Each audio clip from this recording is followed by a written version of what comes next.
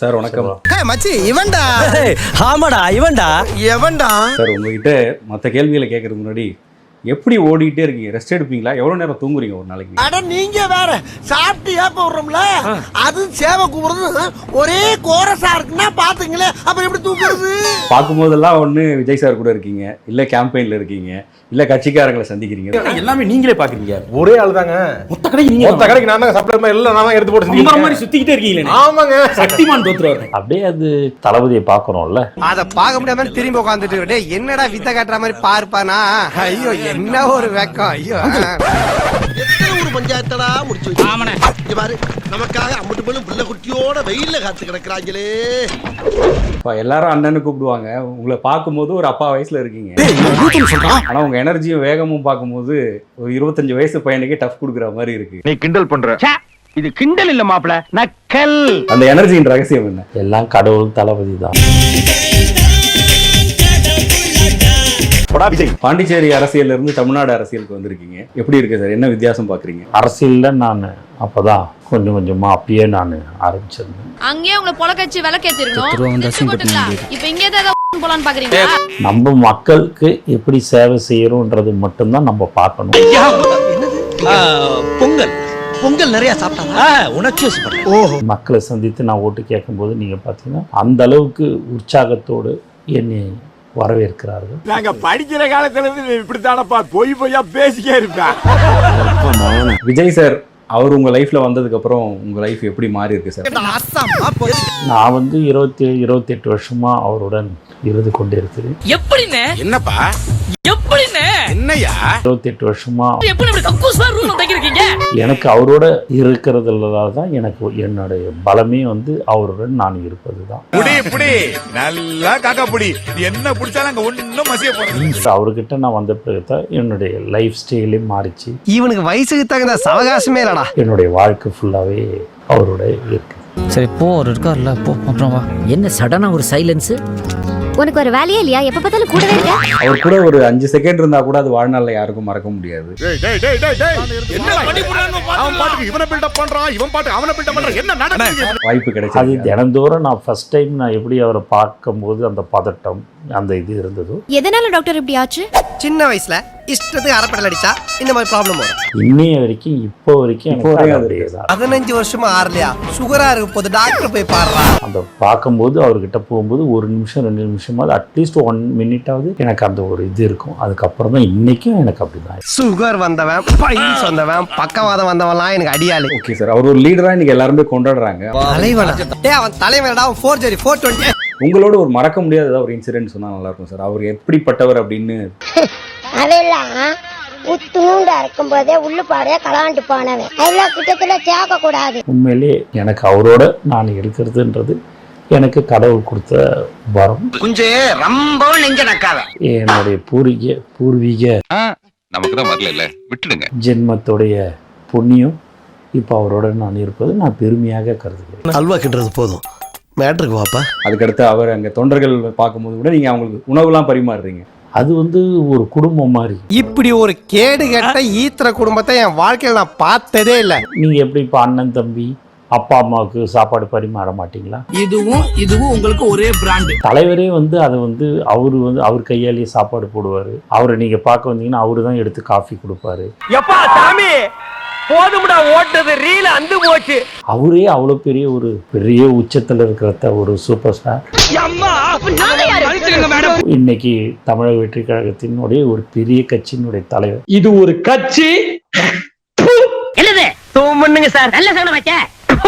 என்னது ரெண்டாவது தூமண்ணுங்க சார்? நல்ல சகனம் வச்ச. நீங்க எப்பவும் ரொம்ப கலோக்கியலா பேசுவீங்க. அந்த மேடை பேச்சு அந்த மாதிரிலாம் அவங்க கிட்ட பார்த்ததே இல்ல. தளபதி அவர்களின் தலைமதி மாநாடு ஒரு மாநாடு இல்ல, 2 மாநாட்டுல நீங்க 8 கிலோமீட்டர்ல 80 கிலோமீட்டர் திரும்பினாலும் சரி, தமிழ்நாடு முழுக்க இன்று நடைபெற்றுக் கொண்டிருக்கிறது.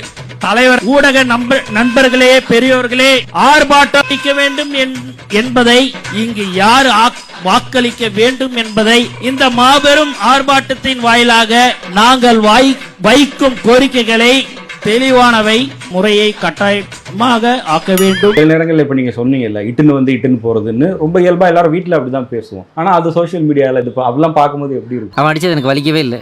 எப்படி சார்? டெய்லி வாங்கினா எப்படி வலிக்கும்? தலைவர் வந்து எதை பற்றி எனக்கு வேண்டியது தலைவர் மட்டும்தான். நோ தப்பாகுதுண்ணா. விஜய் சங்கீதாவை லவ் பண்ணல. தெரிஞ்சுக்கிட்டீங்களா? இப்போ புரியுதா? சூப்பர் பெரியப்பா, மேல சொல்லு, மேல மேல. விஜயத்தான் புசி ஆனந்த் லவ் பண்றான். நான் பாட்டுன்னு என் வேலை என்னவோ அதை பார்ப்பேன், தலைவர் சொல்றது கேட்பேன். அவ்வளோ. நம்ம யார் வம்புக்கும் போறது இல்ல, யார் தும்புக்கும் போறது இல்ல. நம்ம உண்டு, நம்ம சோழி உண்டுன்னு போயிடுறது. டி நகருக்கு வருவோம் சார். நீங்க டி நகருக்கு வந்ததுக்கு அப்புறம் அது டிவிக்கே நகரா மாறிடுச்சாமே. இது ஓவர் நக்கல். அந்த அளவுக்கு எந்த பக்கம் பார்த்தாலும் டிவிக்கு கொடி, விசில் சத்தம்.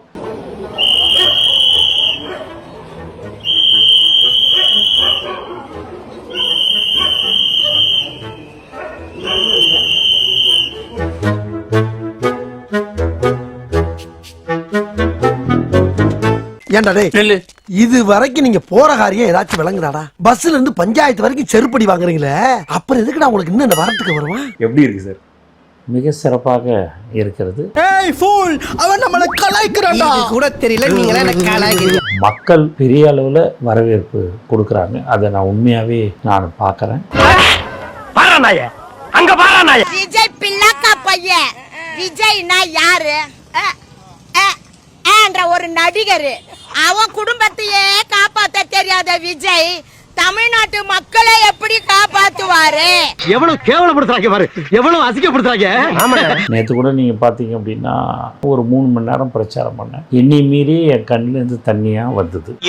என்னன்னு பார்த்தீங்கன்னா அந்த அளவுக்கு ஒரு ஆதரவு. எப்பா இப்படி பொய் சொல்றியப்பா? 70 வயசு இருக்கும் அந்த பாட்டி. அது விசில் இது அந்த பாட்டி வந்து இது பண்ணிட்டு இப்படின்னு தம்ஸ் அப் காட்டுறாங்க.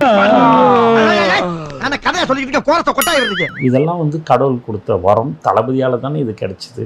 இல்லைன்னா நான் யாரு சார் ஒரு கேன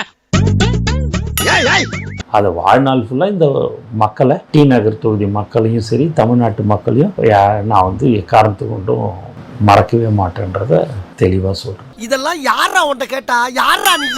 தலைவர் தான் 234 தொகுதிக்கும் முகம். அவரை தான் சொல்லி நம்ம ஓட்டுக்கிறோம். இங்க பாரு. Number 1, number 2. ஏகேவை தூக்கிட்டு வந்தாலும் சரி, எம்எஸ்டியை தூக்கிட்டு வந்தாலும் சரி, ஒரு ஓட்டு போட முடியாது. தலைவர் கோசம் தான் ஓட்டு, இந்த ஆனந்த் கோசம் ஓட்டு இல்லை. உன்னையா யாரும் தெரியாது, இல்ல உங்க ஒப்பு கதை. உண்மையாவே எனக்கு வந்து அது ஒரு ஆனந்த கண்ணீரா. ஓவர் பெர்ஃபார்மன்ஸ் பண்ணாத, செட் ஆகாது, நீ எல்லாம் மிடிலே போ இருக்குது. ஏன்னா அந்த அளவுக்கு தலைவர் மேல அவங்க அந்த நம்பிக்கை வச்சிருக்காங்க.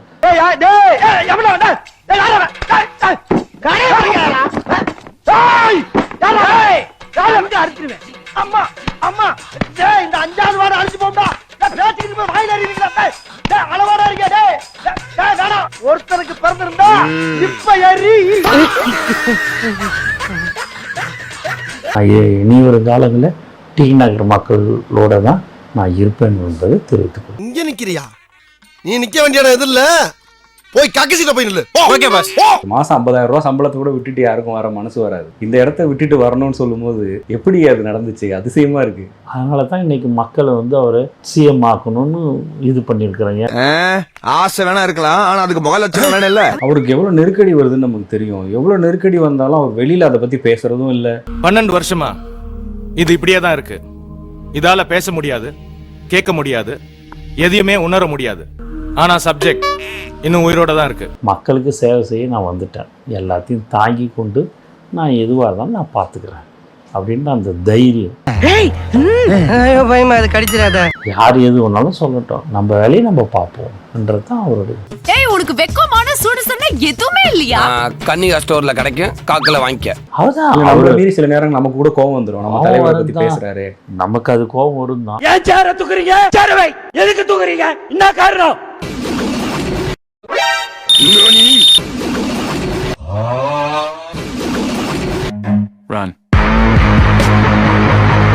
தாவேக்காவோட பெரிய பலமே இளைஞர்கள், விர்ச்சுவல் வாரியர்ஸ். முட்டா பயில சார், அவங்க எல்லாம் அறிவியட்ட பயில சார். இவங்களை போற ஊசி போட்டு கொண்டு வரணும் அப்படின்னு ஊசி போட்டு கொண்டு கடல் எள்ளி போட்டணும். இவங்க இந்த பூமிக்கு தேவையில்லாத எக்ஸ்ட்ரா. ஆனா அவங்கள வந்து சிறுமைப்படுத்துற மாதிரி சிலர் தற்குறிகள்னா சொல்றாங்கல்ல, அதை கேட்கும் போது மனசு எப்படி? அதெல்லாம் தான் சார். என்ன உண்மை சொன்னா எரியுதா? உங்களை கூட அந்த கன்னத்தை பிடிச்சி முத்தம் கொடுக்குறாங்க.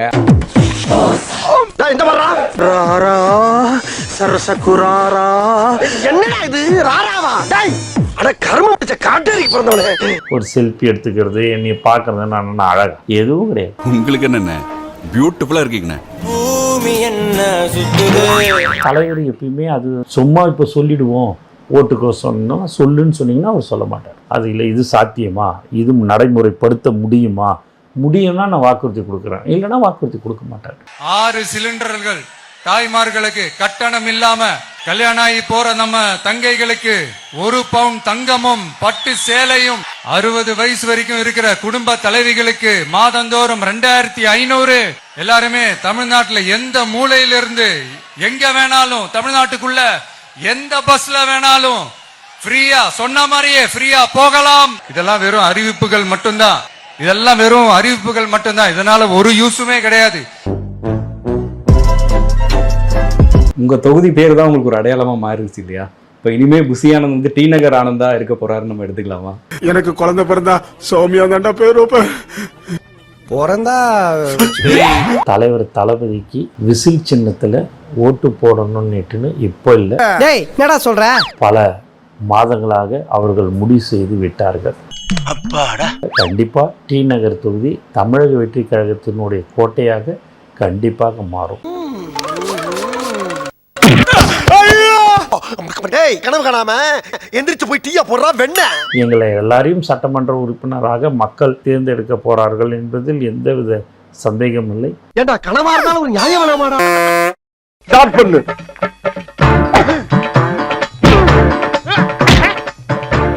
இங்கிட்டு வா. அப்படியா படைக்கல மண்டல மட்டும் அடிச்சிடாத, குலக்கேசல் உள்ள போயிருவேன். சரியா? உங்க வீட்டு பிள்ளையா நினைச்சு எல்லாரும் என்னை மன்னிச்சிருக்க.